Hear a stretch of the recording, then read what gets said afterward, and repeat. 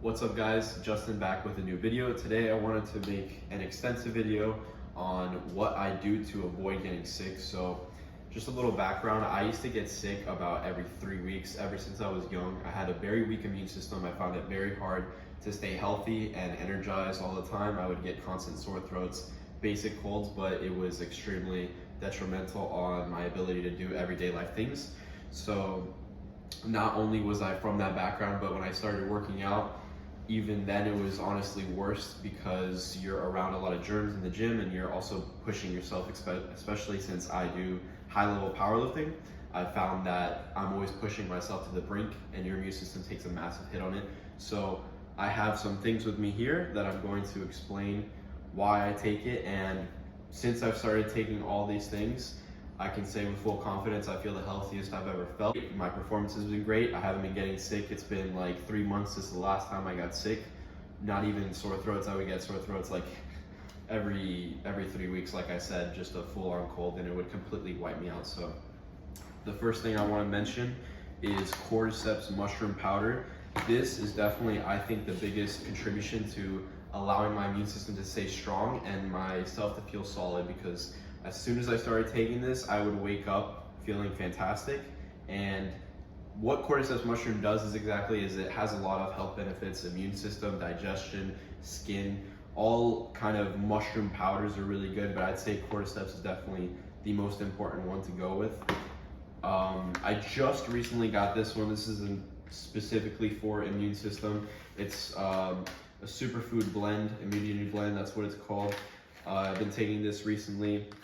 Now, what I do with all these powders is I take the serving size and I'll throw it in a shake with like a smoothie, like orange juice and some frozen fruits, or I'll also throw it in coffee for these two. This is Ashwagandha. This has also been a great purchase because it has allowed me to not really feel much stress at all. What Ashwagandha does is it really lowers your cortisol levels and allows your testosterone to come and express itself as much as possible. Definitely have loved this. I have pretty much had no anxiety, like I'm at a level head all the time.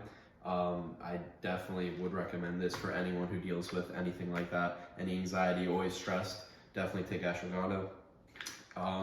This is, pretty general, but obviously vitamin C will help with your immune system. It's one of the most important vitamins that contributes to your immune system. I take 2 of these a day if I'm not taking this, if I haven't had a smoothie, but 1 a day if I'm also having this. I got vitamin D3. I take 2 of these every single day. I actually took a blood test a while ago, and I was shown that I'm very low in vitamin D. So even though I go out in the sun a lot, I am very active in the sun, I still do not take in vitamin D well. So I started taking this D3, 2 a day. And I just recently got this beef liver, but I was snacking on liver crisp from Carnivore. But I've recently gotten this. You don't taste it. Liver tastes awful, I'll tell you that right now. So taking this is a lot more easy, malleable. So I take 6 capsules a day. Sometimes I'll take 4. I really want to preserve this as long as possible, so that's what I currently do right now. This is the stack of just things that really solidify the immune system and help you to really stay healthy. Now I want to get into the nitty-gritty of other things that you need to change, such as lifestyle changes. One big thing is to always make sure that you're getting adequate recovery, especially if you're an active human being. If you're playing a sport of any kind, if you're working a very job where it requires a lot of labor, I definitely recommend you get adequate rest. Prioritize your sleep. People who are not active can get away with no sleep all the time. I've seen it all the time. People who work sedentary jobs or just don't do anything really active, they don't really sleep as much. But if you're an athlete or if you have a very demanding job, then prioritize your sleep. I'd say 7 hours is definitely a baseline no matter who you are. For me personally, I do the best with 8 to 9 hours. And then also past that is actually bad for you. So anything past typically 9 hours will make you feel more sleepy and more groggy throughout the day than if you got, a baseline 8 or 9 hours. That's actually worse to sleep too much as well. So definitely 7 to 9 hours is what you want to look for. That's adequate.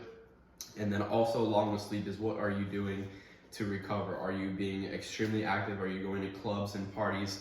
As I found myself, like the second I stepped in a club, I came the next day, I woke up feeling absolutely horrible and sick to, like, it was crazy. I came back from my college campus with my friends and I was completely taken out for like, it took me a month to fully recover. I had shit in my eye, like gunk in my eye, absolutely horrible. So be very mindful of how active you're being when you're pushing yourself to the brink in a sport or at your job.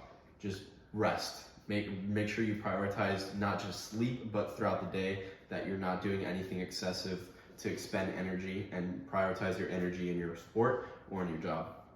Next thing I want to go into is processed food. Stay away from shitty ingredients. If you see a long ingredient list, that's a surefire way to mess up your digestive system, and your immune system. So stay away from processed foods, things that are in plastic.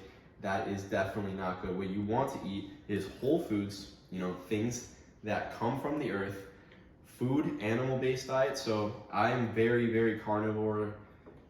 I'd say I have the mindset of a carnivore, and I just add in fruit. That's pretty much the diet that I run. That's ideal, is to have, grass-fed butter, farm-raised eggs, farm-raised cows, all these things, non-GMO. You want to stay away from animals that have steroids in them. You always want to stay away from that. Also, another thing that you want to make sure you stay away from is seed oils. So stay away from canola oil, sunflower oil, also as well as vegetable oils. You always want to stay away from that. When it comes to eating out, pretty much give up on it.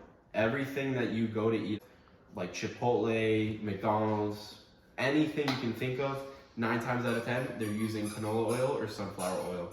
So a big thing is to stay away from eating out. Make sure you're cooking your own meals. Cook it in grass-fed butter, or extra virgin olive oil is the only oil I would recommend. And definitely that will just make a drastic difference itself, because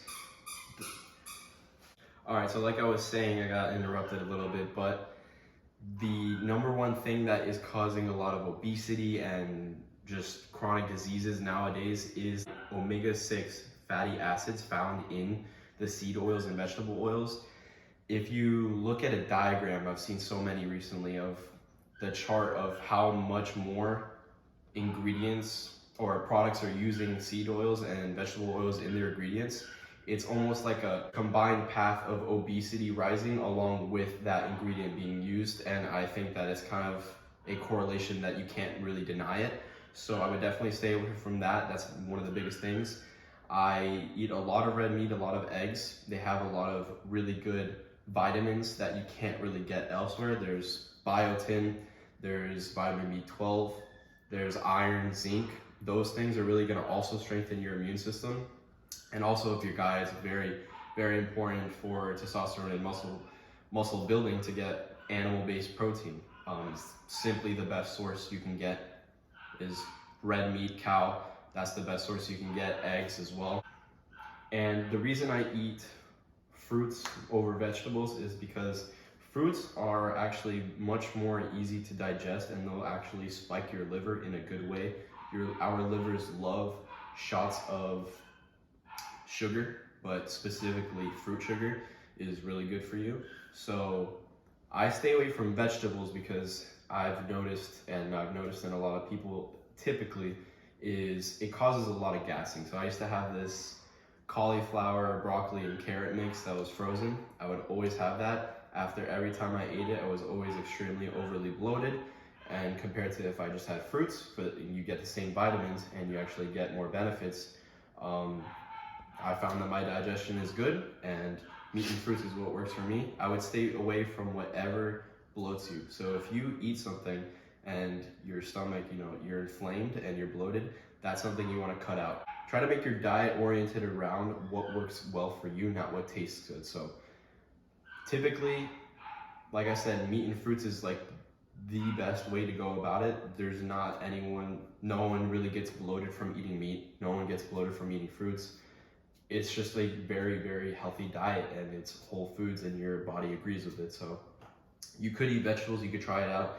Just know that if you're getting bloated, that's not good. That's one of the easiest ways to increase your risk for chronic diseases. So Yeah, the last thing I would add is raw honey. I've been using that a lot. If I ever feel my throat getting irritated, I just straight up squeeze the raw honey and I let it sit in my throat. That has been one of the biggest tools I've been using if I ever feel like I'm on the brink of getting sick. I'll take that the night before I go to sleep, wake up feeling refreshed, smooth throat. So I hope this covers everything. If I forgot anything, I'll put text over the screen, but I hope you guys did enjoy this video. Stay healthy, and I'm out. Take care.